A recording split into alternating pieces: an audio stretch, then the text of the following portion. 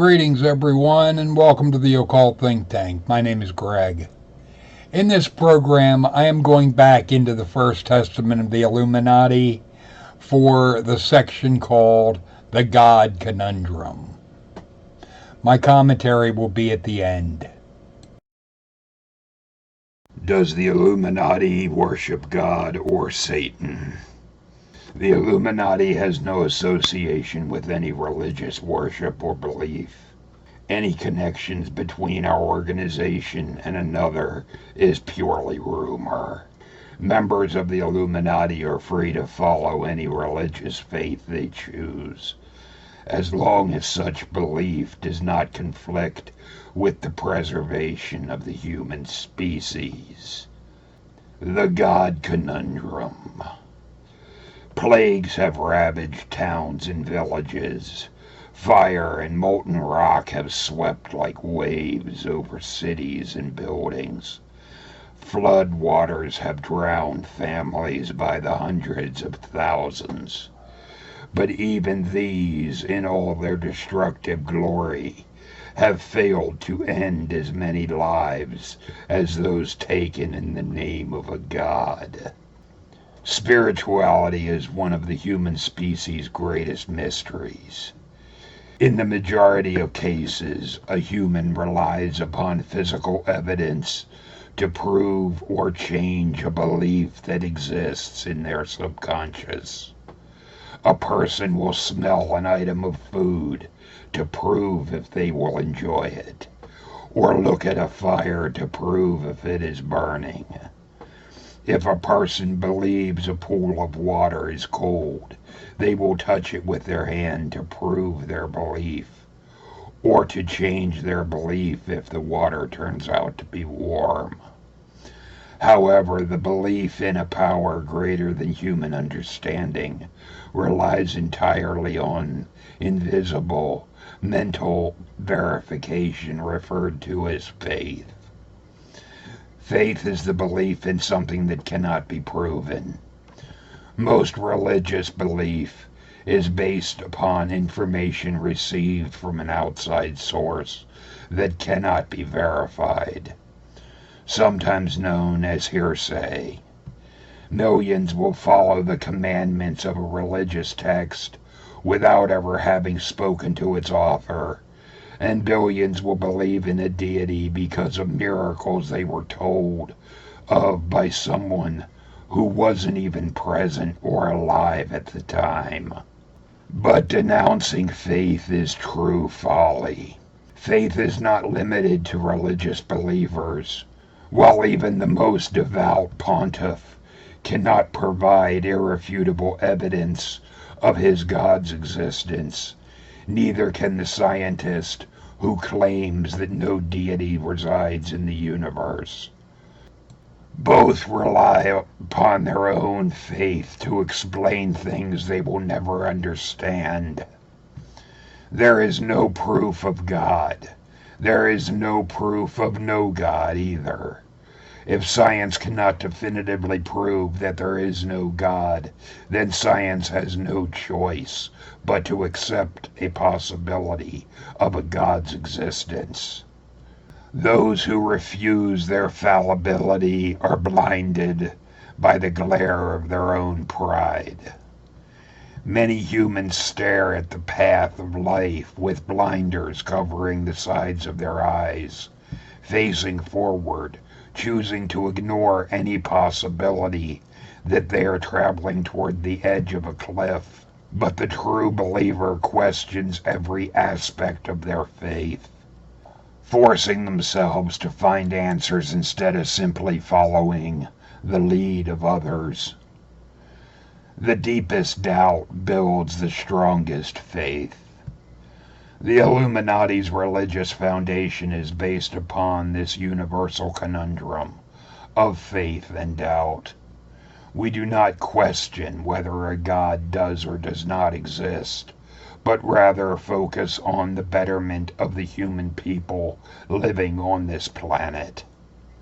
For if a God does exist, then surely its power has allowed the Illuminati to continue our operations, and we have survived centuries of time through its approval. Our decisions are made by the study of data and evidence, factors that can be easily altered by an omniscient creature in order to guide our actions and the future of mankind. If no God exists, our actions still benefit the human species as a biological whole. If a God does exist, then our work is for the betterment of all creation, will be pleasing to its creator. Be wary of evils committed in our name. For decades, a multitude of individuals have operated under the name of the Illuminati. For some, good, but many more for their own profit. Their deceit clouds public perception of our organization, causing many citizens to believe that wrongdoings are committed by our command. Choose carefully where you place your belief. Be wary of anyone who claims to represent the Illuminati, but whose actions go against our core beliefs.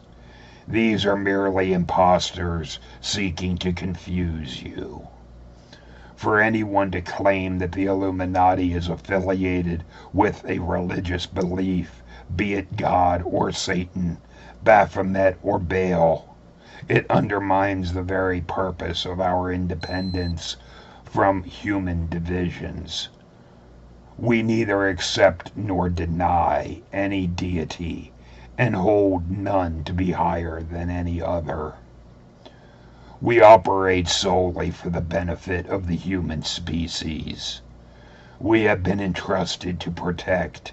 There is no reason for our organization to swear fealty to any deity because we operate independently of all that separates and divides the people we govern.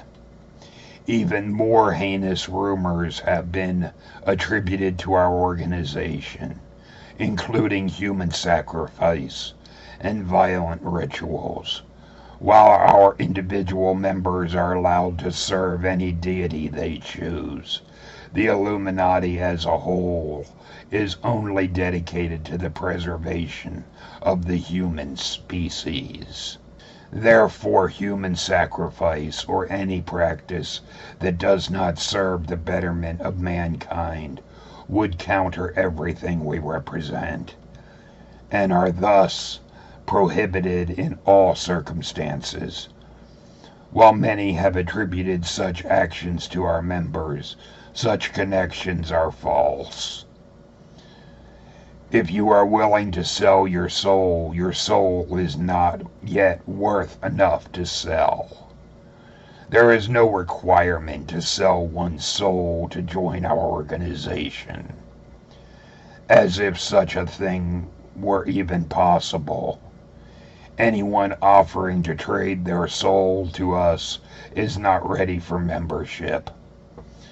Miracles, witchcraft, and the belief in unseen powers that can alter the physical world have some basis in truth. We have confirmed the existence of unseen powers on this planet. Though these energies emanate from the minds of each human in the form of invisible waves powered by the subconscious. For centuries, many paranormal occurrences have been attributed to the supernatural.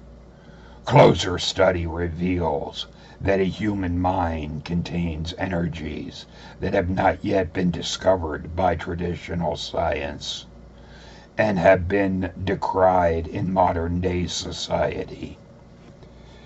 This skepticism is needed. If all people knew of the power living inside themselves, havoc would befall a population that has not yet been prepared for such a responsibility. Do not concern yourself with questions that cannot be proven.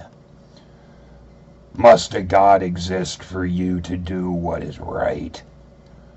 Would an all-intelligent, all-knowing, all-powerful God have any care for the name used in its worship? Would a God command the harm of another when its justice can be served without your aid? Simply do what is right and good for the benefit of your species, and whatever higher power exists will reward you for your stewardship. When measuring the eternal vastness of the universe, there is a mathematical probability that a being exists that is more intelligent than us, who sees what we do, and whose powers we can never understand. Whatever name this being is called, we are its servant, and will hail it as our highest king. There is a lot of stupid bullshit in this to unpack. I will go through this piece by piece so as to not skip over anything.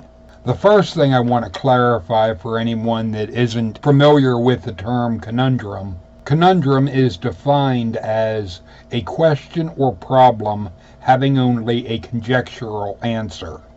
A human relies on evidence to prove or change a belief that exists in their subconscious.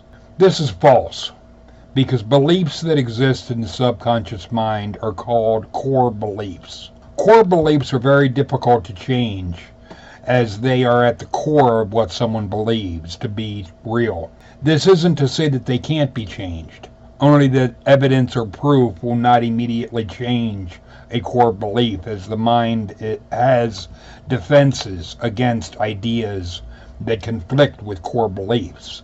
These defenses can lead to cognitive dissonance. A person will smell an item of food to prove to themselves they will enjoy it. This is absolute bullshit, because simply smelling something can't prove if you'll enjoy it or not. All smelling something can do is warn you that it may be rotten or that there might not be something right with it. While the claim about looking at a fire or touching water is trivial, as these are not core beliefs or subconscious beliefs, but are extremely conscious ones. We know we can observe if a fire is burning by looking at it, or that touching water can confirm or refute that it is cold. Since they start off talking about subconscious beliefs, what are also called core beliefs, then shift to mundane ideas that require conscious actions to confirm or refute, I can only conclude they are being intentionally deceptive, as they are shifting the goalposts. In order to change a subconscious or core belief, a person must first become consciously aware of the core belief. Core beliefs can be limiting or contrary beliefs that a person holds, like the conflicting belief that money is how we measure success, while also believing that money is the root of all evil, even though that saying is the love of money is the root of all evil. Many omit the love part. These two ideas can cause someone to sabotage their own success and not even realize they are doing it.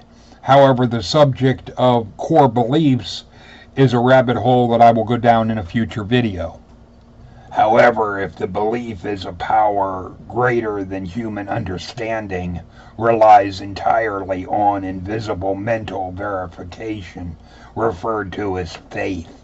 This is self-contradictory, and as such is in direct conflict with the second law of logic, known as the law of non-contradiction. If something is greater than human understanding, it's a contradiction to claim that some mental process could be verification of it, as it was already established as being greater than human understanding. For this reason, what they are calling faith is something that, by virtue of contradicting itself, I can conclude it does not exist. But denouncing faith is true folly.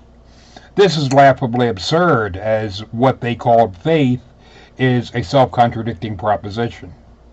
While even the most devout pontiff can't provide irrefutable evidence of God's existence, Neither can the scientist who claims no deity resides in the universe. Both rely upon their own faith to explain things they will never understand. There is no proof of God. There is no proof of no God either. If science cannot definitively prove there is no God, then science has no choice but to accept a possibility of a God's existence. This is an extremely sloppy argument.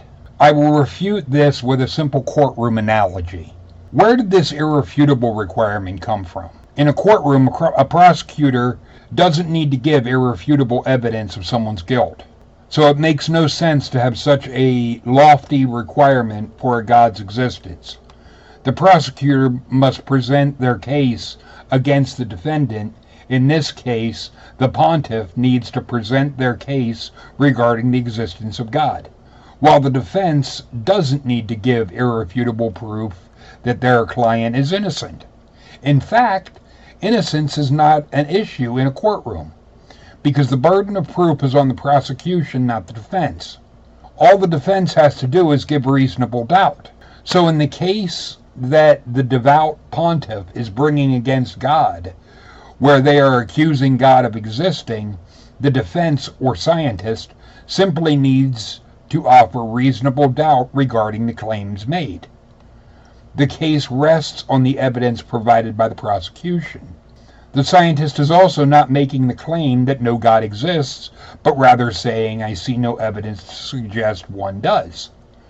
Anyone who wants to use the twisted line of thinking that is being employed here also needs to believe in all cryptic creatures, aliens, UFOs, ghosts, and even invisible, magical, flying pink ass monkeys, unless they can prove those things do not exist. In the case of the theist against God, where they're accusing the God of existing, science, as well as all atheists, are simply saying the theists have not proven their case, so we vote not guilty of existing. Those who refuse their own fallibility are blinded by the glare of their own pride. This stupid soundbite is irrelevant, as a person doesn't need to be infallible to not accept your baseless claims. Not accepting your baseless claims has nothing to do with pride, and using this argument is actually a logical fallacy called poisoning the well. The deepest doubt builds the strongest faith. Again, we have a stupid soundbite that is demonstrably false. Doubt is the opposite of faith. Since doubt is based on a lack of evidence, it cannot lead to faith of any kind. For if a God does exist, it has allowed the Illuminati to continue our operation through the centuries of time, through its approval. Our decisions are made through the study of data and evidence, factors which can be easily manipulated by an omniscient creature in order to guide our actions and the future of mankind. This is the kind of ignorant dribble that a psychopath could claim as a reason why a God approved of their actions. Because after all, it could have stopped them, and since none did, that means it approved of their murders they committed. Or a pedophile priest or actor could say the same about the abuse of a child. If a God didn't want that happening, it could have easily manipulated events to prevent it. Since none has, then their rape of a child is approved by the God. Only someone that is truly evil would attempt to employ such a sadistic twist in logic. This is also along the lines of what Richard Kuklinski had said to somebody that he was going to shoot. The person was, oh Jesus and oh God, blubbering all over the place. And he said to him, I'll give you 30 minutes. If you can get your God to come down here and change the circumstances, I won't shoot you. 30 minutes went by, and he said, since no God came down and the circumstances have not changed, he shot him. So, going by the twisted logic of the Illuminati in this, that means that the God approved of that murder. That is the dumbest line of thinking that could be promoted or put forward. If no God exists, our actions still benefit the human species as a biological whole. While the human species can survive even though the masses are enslaved to a tyrannical organization, mere survival is simply not enough, especially given the human species can survive while millions or even billions of children are molested by sick pedophile priests, political and cultural elite actors are still harmful and must be opposed. If a God does exist, then our work would be for the betterment of all creation, will be pleasing to its creator. The fact that they go from if God exists to no God exists, then back to if God exists, this shows the personal bias from which they are operating. Be wary of the evils committed in our name. Why shouldn't people believe that it is possible that the Illuminati and the political and cultural elite are molesting children? After all, it wouldn't be harmful to the human species as a whole, as it is only being done to children. Plus, using their fucking logic, if a God wouldn't want them doing it, certainly an omnipotent entity could stop them. Since it doesn't, then it approves of what they're doing by virtue of letting them exist to do it. This is the exact argument they are using for God, so why not apply the same screwed up reasoning to the evils done in the name of the Illuminati? If they want to claim this is false, they need to provide irrefutable evidence supporting that claim. Otherwise, since I am using their logic, they have no choice but to agree with my conclusion. Choose carefully where you place your belief. I am. That's why everything that I believe is something I can support with evidence. I do not go by faith, unlike what was asserted in this section. I go by what I can prove. Because of this, I am far less likely to buy into bullshit claims. The idea of child molesting predators that are celebrities as well as politicians is not a wild or unproven idea either. Jeffrey Epstein is something that, just in case you have forgotten, it is something I have a mountain of evidence to support. Jeffrey Epstein. The idea that these people claim to be part of the Illuminati means it's reasonable to assume that the Illuminati supports their behavior. After all, it wouldn't harm the human species as a whole. The harm done to individuals isn't something that seems to matter to the Illuminati, as they haven't said a single word in this entire stupid book about the individual, only the human species. For anyone to claim that the Illuminati is affiliated with religious belief, be it God, Satan, Baphomet, or Baal, undermines the very purpose of our independence from human division. We accept neither deny any deity. This is a flat-out lie, and to refute this, I will let their own words from later in this section refute what they just said. When measuring the eternal vastness of the universe, there is a mathematic probability that a being exists that is more intelligent than us, who sees what we do, and whose powers can never be understood. Whatever name this being is called, we are its servants, and will hail it as our highest king. Any being that would turn a blind eye to the molestation of children is a monster that doesn't give a damn about the human race. And I contend neither do any of those that abuse children. The only interest the Illuminati have is in the manipulation and abuse of as many humans as they can, for as long as they can. We have confirmed the existence of unseen powers on this planet, though these energies emanate from the minds of each human in the form of invisible waves powered by the subconscious. Stop the presses, everyone. The Illuminati has confirmed the existence of thoughts. Wow, that's just an earth-shattering revelation. Thoughts are powered by the human mind, the brain, as the conscious and subconscious are both parts of the brain. For centuries, many paranormal occurrences have been attributed to the supernatural. Closer study reveals that the human mind contains energies that have not yet been discovered by traditional science. This is a claim that requires evidence, not just assertion. What is asserted gratuitously may be denied gratuitously. Christopher Hitchens. I find it funny that they claim this skepticism is needed. If all people knew the power living inside themselves, havoc would befall a population that has not been prepared for such responsibility. To which I say, prove this claim, don't just make a blind assertion. For if such a power would be possible, then logically it would only mean that we could throw off the chains of the political jackasses that think they're our masters, and truly be free. This is probably the havoc they're afraid of. It wouldn't be havoc for the masses, only these dipshits, as they wouldn't be able to control or manipulate people like they do now. Do not concern yourself with questions that cannot be proven. Do not tell me what to concern myself with, or what can't be proven. The idea that something can never be known is an ignorant assertion based on the ignorance you have at the moment. At one time, people could have said, planets do retrograde orbits, can't explain that. And at the time, science couldn't.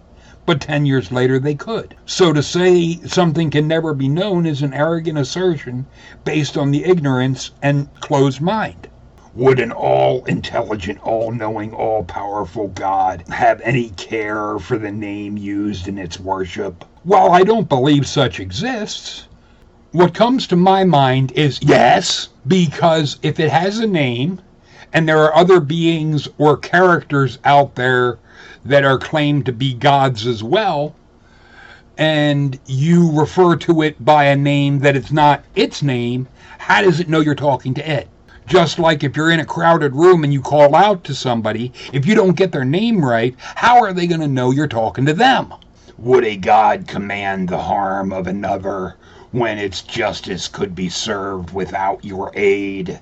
Going by their logic in this, I would say the fact that a god commanded harm to another is what gives us the right to say its justice requires our aid. Because if it didn't need our aid, it wouldn't have told us. It had just done it itself. Since it was commanded to us, then clearly the god needed our aid. Try using logic. Simply do what is right and good for the benefit of your species, and whatever higher power exists will reward your stewardship. This is worthless dribble, as no one thinks, will this benefit my species before doing something? Plus, even if something benefits the species but hurts some, does the benefit outweigh the harm? If you only think of the species instead of the individual, then you can take actions that harm the individual or millions of people for the misguided idea that it benefits the species. After all, the line in the stupid Bible was, "Am I my brother's keeper?" Not, "Am I my species' keeper?" People that aren't insane don't refer to other humans as the species or the human species. Only insane bastards with a God complex use such insane, moronic terms.